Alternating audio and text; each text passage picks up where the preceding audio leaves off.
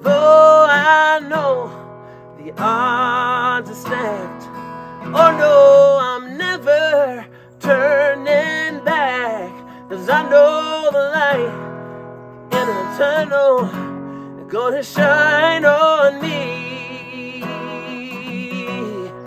Whoa, shine on, oh, shine on me. Whoa, shine on me. 'Cause I know the light at the end of the tunnel is gonna show light on me.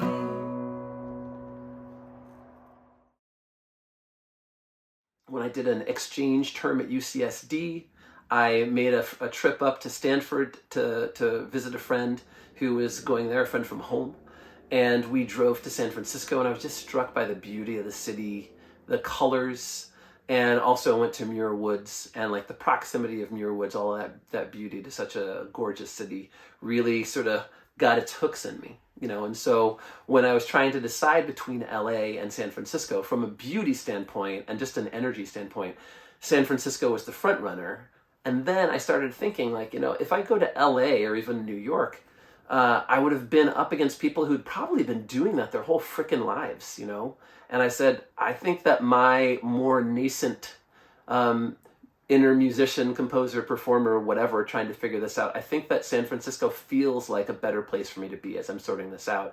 And if something happens where I need to go to LA, it's an hour away by plane, and it's a relatively easy move.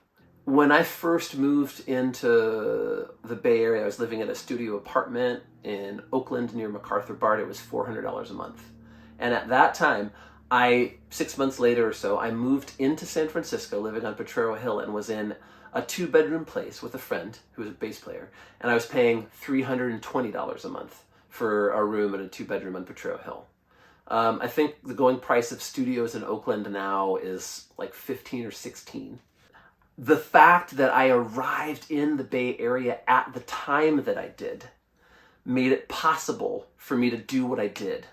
I was able to get a temp job and somehow scrape together the rent money and the food money while not eating into savings. And artistically, San Francisco was just like rife with artists and beautiful weirdos of all stripes. Super open-minded, and it was an affordable enough city that people could figure out how to scrape it together and still be. And it was so much more diverse in so many ways because of that. You're the only one in me. When life is overwhelming me, close my eyes and breathe in deep in me.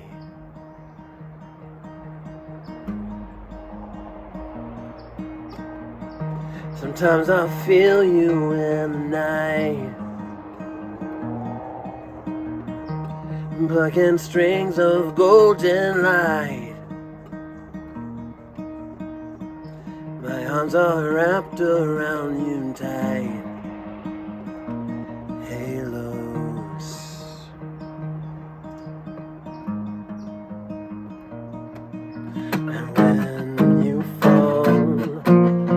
Always be around to pick you up.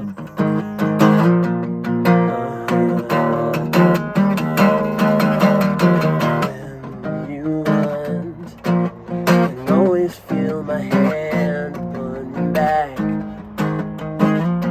my love.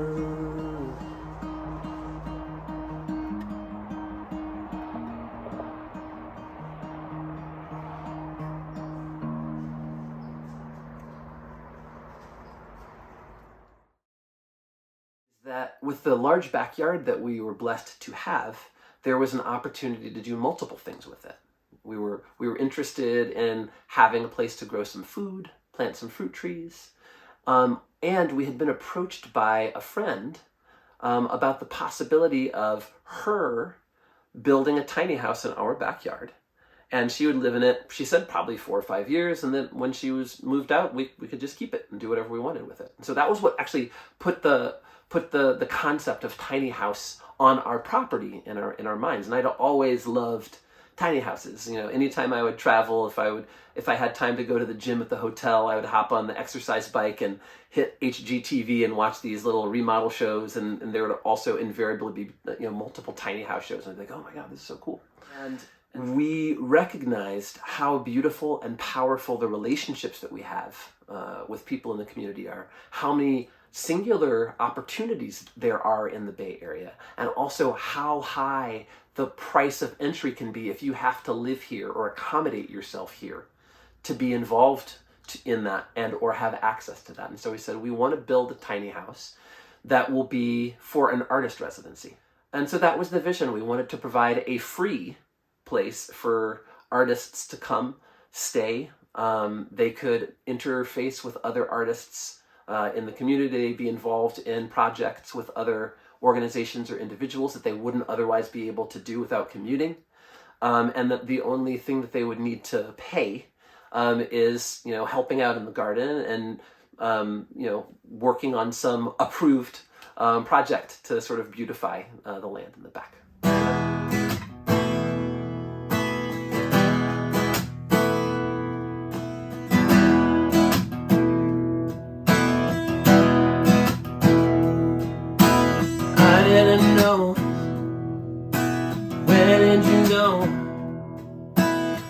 Turned around, everything wrong. Last time we talked like we're friends, like we're friends.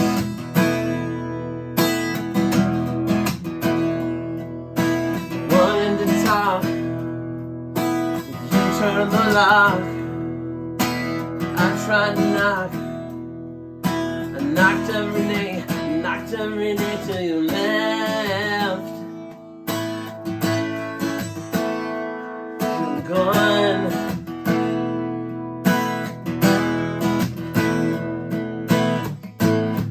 Gonna be alright. Gonna be alright. Gonna be alright soon. Gonna be alright. Gonna be alright. Gonna be alright soon.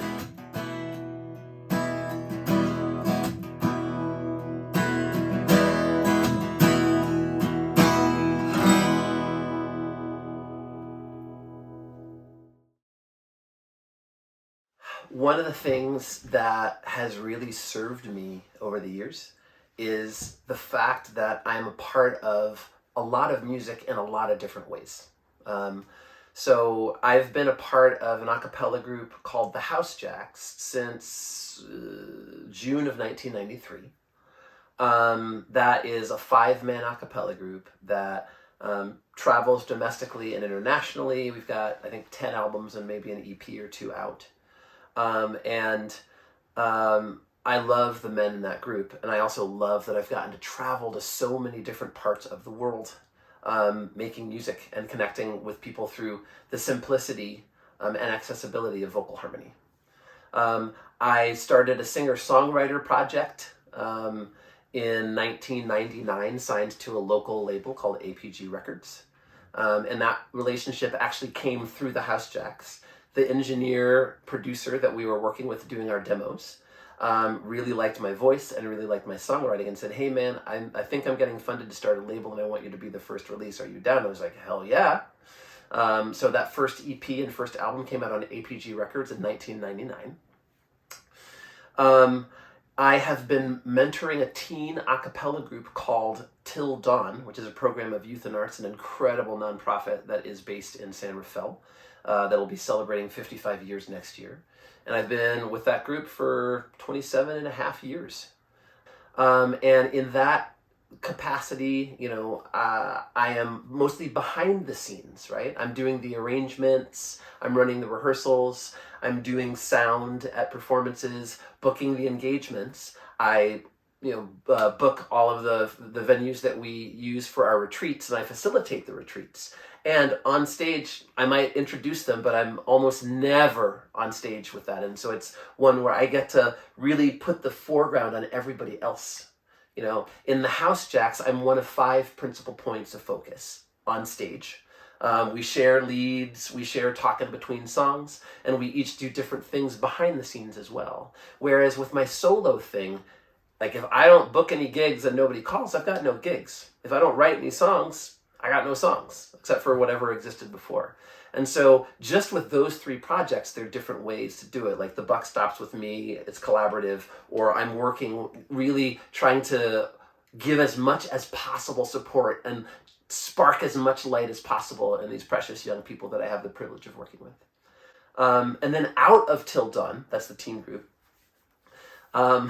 there are 2 alumni, Kyle Lemley and Stevie Greenwell, who are co-directors of Wild Choir.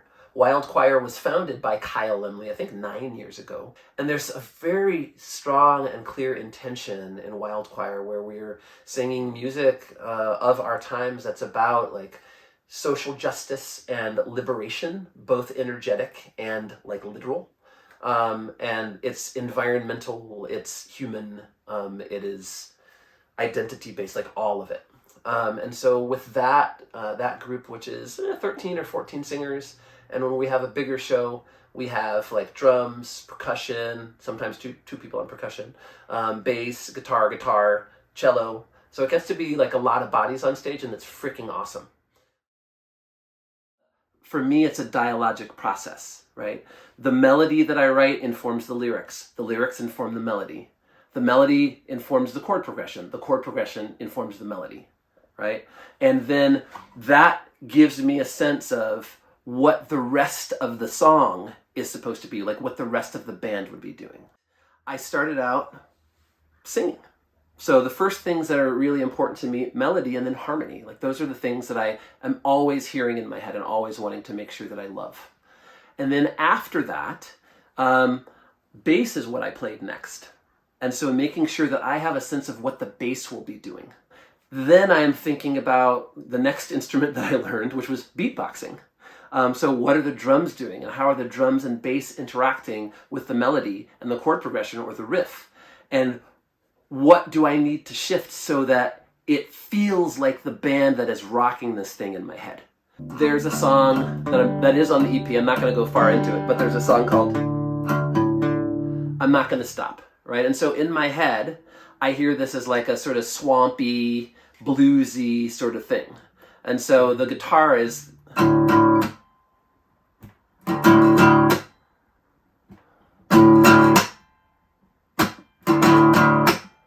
And then we get into the...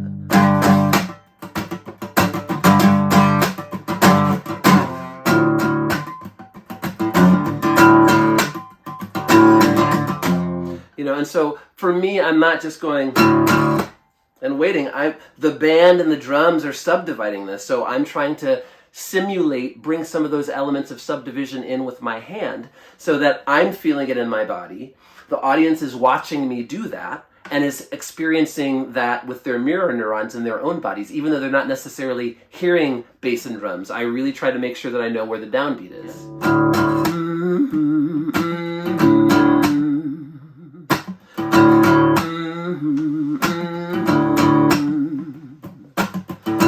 Born with an engine and brain, still convinced in them dream. Locomotion every day, an electric hurricane.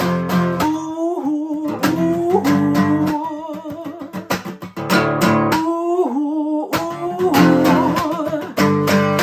I'm not gonna stop, I'm going straight to the top.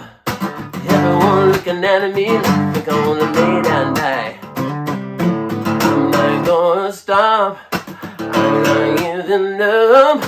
Everyone looking at me like they're gonna make it out alive.